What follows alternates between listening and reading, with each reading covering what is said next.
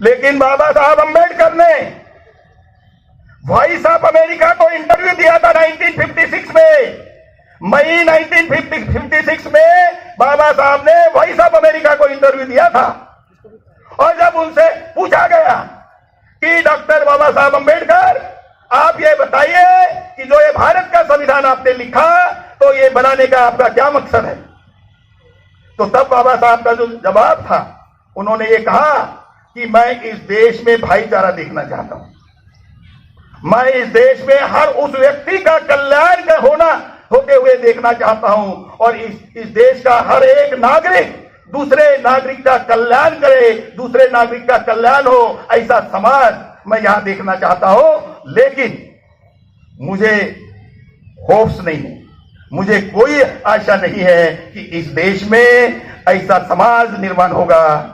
इसका कारण यह है कि इस देश में जाति व्यवस्था है, और जिस देश में जाति व्यवस्था है, जिस जाति व्यवस्था में आपस में भेदभाव का भाग है, मतलब उसमें द्वेष की भावना है, इसलिए इस देश में ऐसा समाज जो मैं इस संविधान के माध्यम से देखना चाहता हूं, वो मुझे डाउट है कि ऐसा होगा। और अगर ऐसा नहीं होता तो इस देश में डेमोक्रेसी भी नहीं पनपेगी। ये बहुत बड़ी चेतावनी है बाबा साहब से। इस देश में डेमोक्रेसी नहीं पनपेगी। और आज आप देखेंगे कि इस देश में डेमोक्रेसी का मतलब सिर्फ वोट तक रह गया, सिर्फ वोट देने का।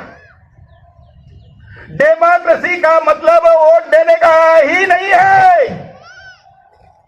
डेमोक्रेसी का मतलब है इस देश में, इस देश का राजकाज चलाने के लिए उसमें आपका रिप्रेजेंटेशन होना। और रिप्रेजेंटेशन होना मतलब इस देश की नीतियां बनानी है, नीतियां सरकारें बनाती है, तो जहां नीतियां बनती है वहां आपका होना जरूरी है, वो डेमोक्रेसी है।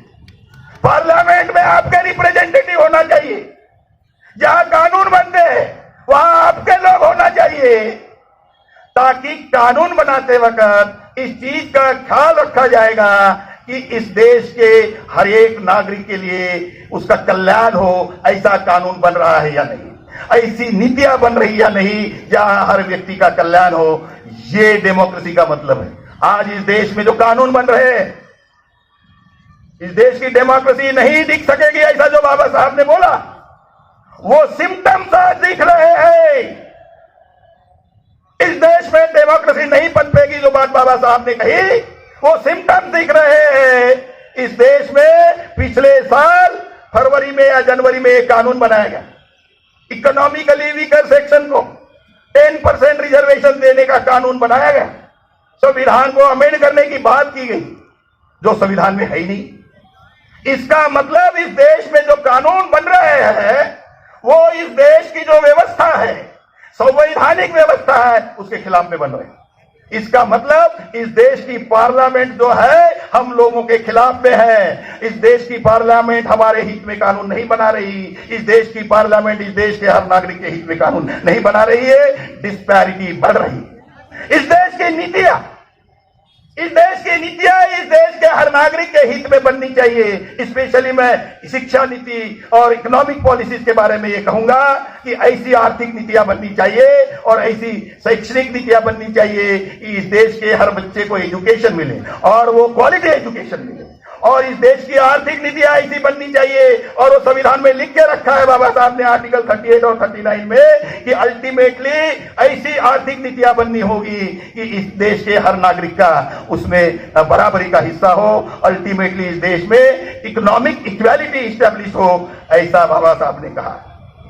कैसी नीतियां बन रही है आप ये देखेंगे कि आज इस देश में जो आर्थिक नीतियां है वो इस देश का सत्यानाश कर रही है। पिछले 6 साल में जब बीजेपी सत्ता में रही और अभी है, मैंने आंकड़े निकाले और ये रिसर्च के आंकड़े हैं और उसमें कहा गया है कि पिछले 6 साल में 1 करोड़ नौकरियां गई, खत्म हो गई। पिछले 6 साल में 1 करोड़ नौकरियां खत्म हो गई। अब इसको थोड़ा विस्तृत में मैं समझाना चाहता हूं आपको थोड़ा। अगर 1 करोड़ लोगों की नौकरियां खत्म हो गई और एक घर में 5 लोग रहते हैं, जो नौकरी कर रहा था उसके घर में अगर 10,000 रुपया आ रहे थे महीने के, उसके घर में एक भी पैसा नहीं आ रहा है, तो जो 5 लोग जो है उसके घर में पैसा नहीं आ रहा है, तो गरीबी बढ़ेगी या घटेगी? अरे बता भाई, बढ़ेगी? गरीबी बढ़ेगी ना? गरीबी बढ़ेगी। और गरीबी बढ़ गई क्योंकि पैसा नहीं है। और जिस घर में नौकरी गई तो सिर्फ 1 महीने की बात नहीं, उसके आगे भी उसको अपने घर में हर महीने में पैसा उसके घर में नहीं आएगा, तो उसके घर में जो 5 लोग उसके ऊपर डिपेंडेंट है, उनके पास खाने के लिए भी पैसा नहीं होगा, लोग भूखे मरेंगे, उनके बाल बच्चों की शिक्षा नहीं होगी। ये इसलिए हुआ है कि इस देश की आर्थिक नीतियों का जो निर्धारण करना चाहिए था, वो जो बाबा साहब ने आर्टिकल 38-39 में कहा, उसके विपरीत आर्थिक नीतियां बन रही है। और भी आंकड़े हैं, आप ये देखेंगे कि पिछले साल इस देश की जो जीडीपी है वो 4.5% तक नीचे आ गई।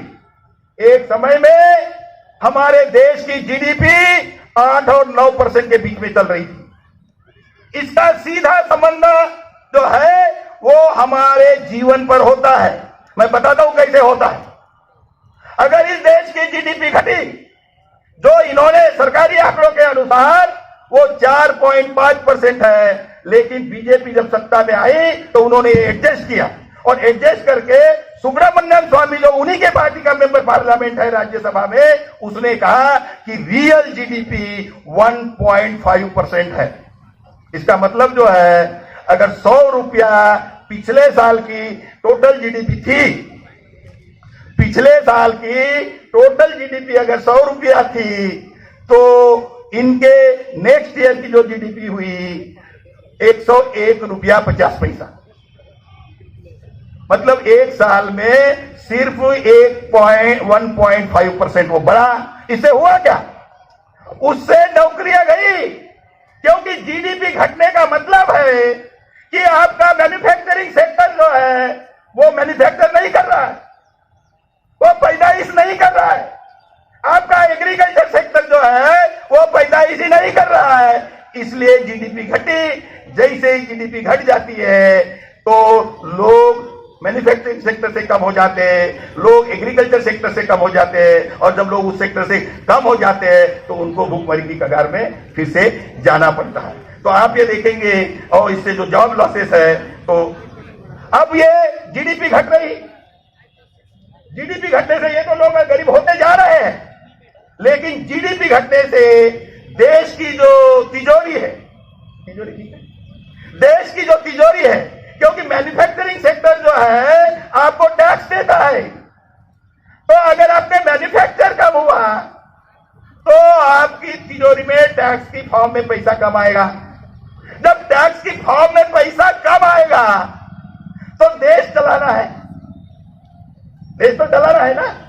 तो रिजर्व बैंक से 1,76,000 करोड़, मतलब जो जनता का, रिजर्व बैंक का मतलब है जनता का पैसा रिजर्व करके रखना। पानी रिजर्व करके रखते हैं घर में, क्यों प्रसाद जी? पानी कल नहीं आने वाला, पानी कल नहीं आने वाला, तो टोकरी में भर के रखते कि नहीं? रिजर्व पानी करके रखते कि नहीं? तो जो रिजर्व आप घर में रखते हैं, ऐसा रिजर्व पैसा हमारा, जनता का जो रिजर्व पैसा जो बैंक में था, रिजर्व बैंक में, वो उससे 1,76,000 करोड़ पहले ले गए और 45,000 करोड़ फिर से लेके गए। अब आप समझ लीजिए कि अगर ऐसा चलती रहा, ये इससे भी काम नहीं चला, इसे काम नहीं चला, तो इन्होंने जो लोन लिया है, मैंने ये लोन के फिगर निकाले, ये $1,292.6 बिलियन, $1292.6 बिलियन इतना कर्जा लेके रखा है। और इसका जो अमाउंट होता है रुपयों में जो होता है 90,48,200 करोड़। मतलब इन्होंने इतना कर्जा लिया देश चलाने के लिए। और बोलते क्या है, बहुत मेरिटोरियस लोग हैं। अब जो कर्जा लेके घर चलाता है और जो कमाई करके घर चलाता, मतलब अपनी आमदनी लाके घर चलाता और जो कर्जा लेके घर चलाता, इसमें मेरिटोरियस कौन है भाई? आप ही बताओ बताओ। कर्जा लेके जो घर चलाता वो मेरिटोरियस है, वो कमाई करके लाता है वो मेरिटोरियस है। तो आप ये देखेंगे कि इतना कर्जा और एक व्यक्ति के ऊपर ये कर्जा मैंने वर्कआउट किया। आज जो बच्चा पैदा हुआ इस देश में उसके ऊपर 70,000 रुपया इन्होंने लेके रखा है।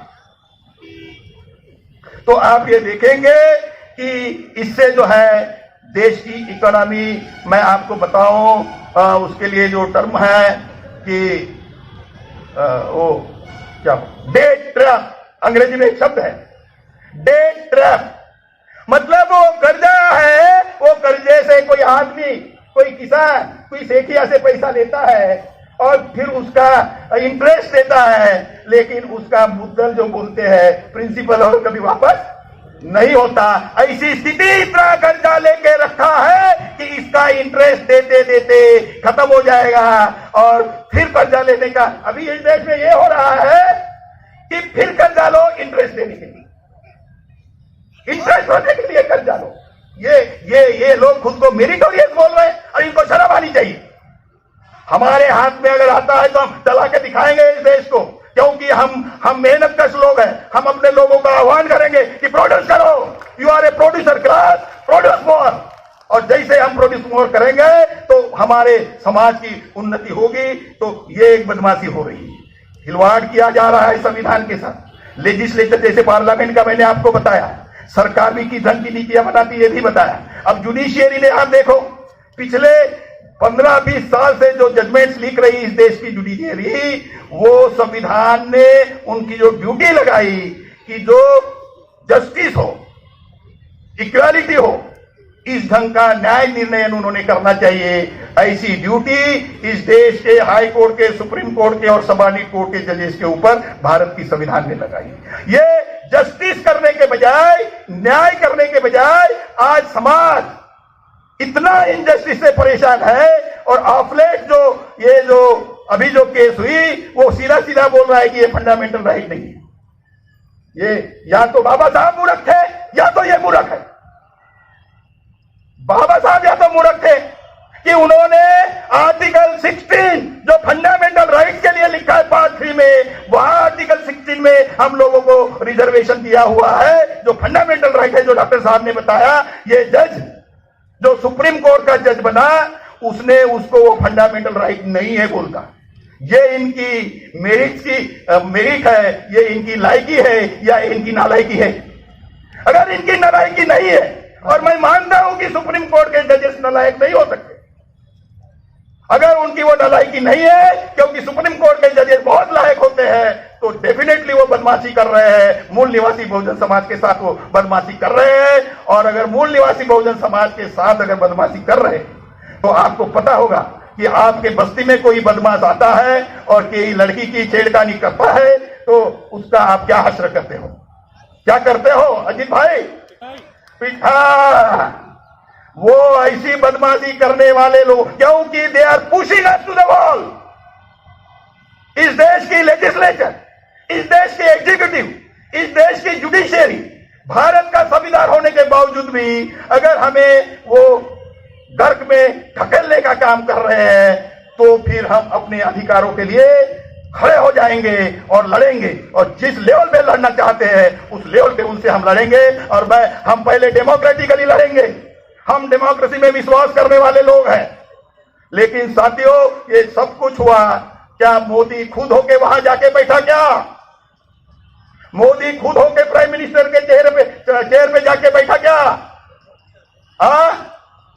किसने भेजा उधर? हाथ ऊपर करा, किसने भेजा?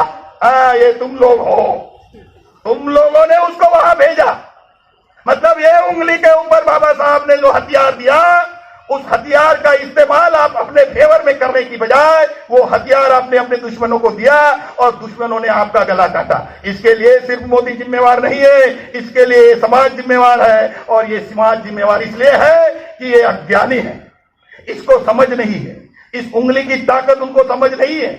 इस उंगली की ताकत उनको समझाना होगा, मूल निवासी पहचान समझाना होगा और इस उंगली की ताकत समझाना होगा। दो ही चीजें समझाओ, इस उंगली की ताकत समझाओ और मूल निवासी पहचान समझाओ।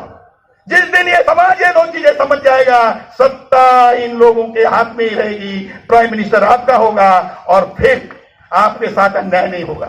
जो जजेस आपके साथ अन्याय करते हैं, उस जजेस को वहां बिठाना है या वहां से पटकी मारना है, वो आप लोग डिसाइड करेंगे। तो इसलिए साथियों, इसके बारे में आपने सोचना चाहिए। दूसरी इंपॉर्टेंट बात, ये जो मैंने इकोनॉमिक सेक्टर में क्या हो रहा है ये आपको बताया। सोशल सेक्टर में जो बाबा साहब ने सेक्युलर इंडिया बनाया, सेक्युलर इंडिया का मतलब जो है, इस देश में सौहार्दपूर्ण जीवन जीने के लिए एक सभी लोग भाईचारे से मिलके रहे और इसलिए एक दूसरे के साथ, एक धर्म के लोग दूसरे धर्म के लोगों के साथ मतलब भाईचारे का व्यवहार करें। लेकिन बीजेपी जब सत्ता में आई, ये आरएसएस का पुराना एजेंडा है।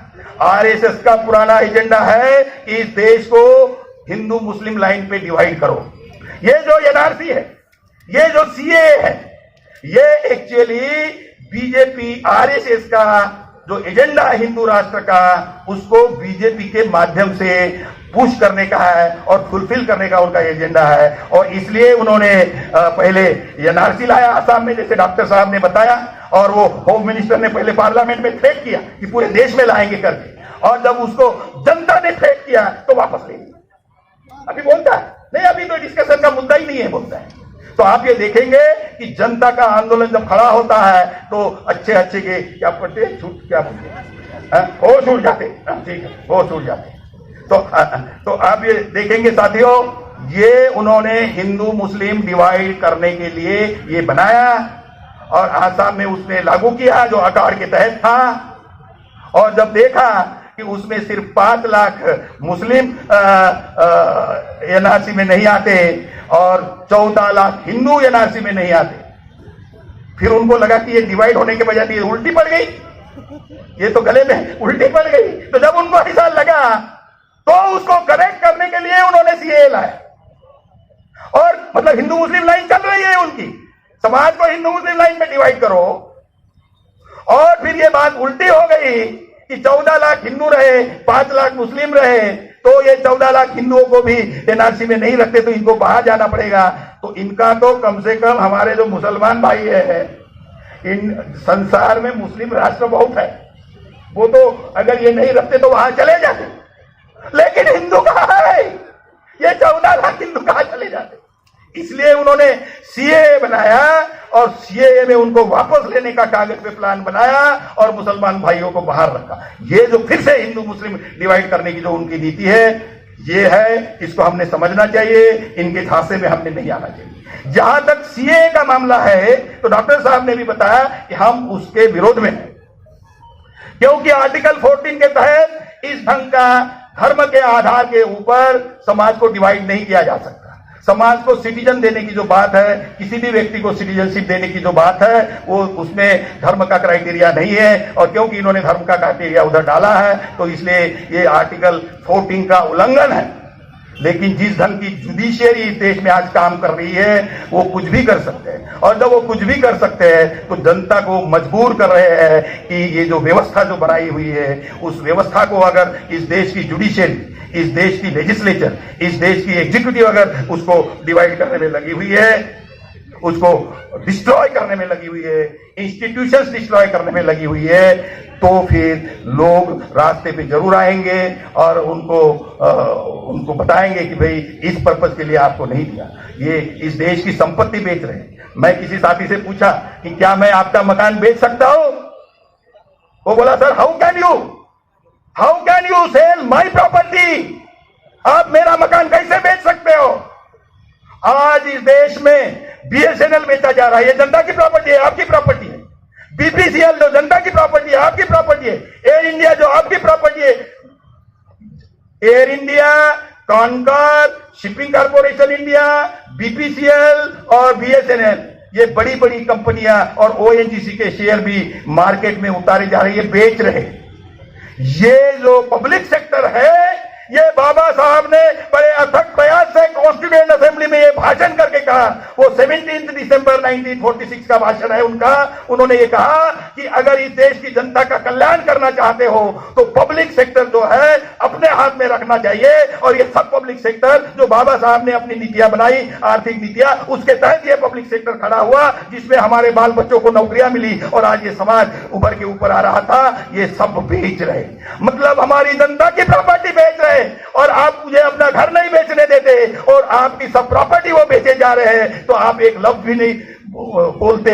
इसका मतलब यह है कि ये समाज इस देश की आर्थिक नीतियों के बारे में जो समझ रखना चाहिए वो समझ नहीं रखने की वजह से ये परेशानियां हम झेल रहे हैं। अगर समाज समझ नहीं रखता तो इस समाज का जो पढ़ा लिखा वर्ग है, जो बाबा साहब के आंदोलन से तैयार हुआ, उसकी ये जिम्मेवारी है कि ये आर्थिक नीतियां, ये सामाजिक नीतियां, ये सब नीतियां उस समाज को समझाए। और जिस दिन हम इस समाज को ये समझाने में कामयाब होंगे, और होंगे जरूर, क्योंकि आफ्टर ऑल एक कहावत है कि मरता क्या नहीं करता।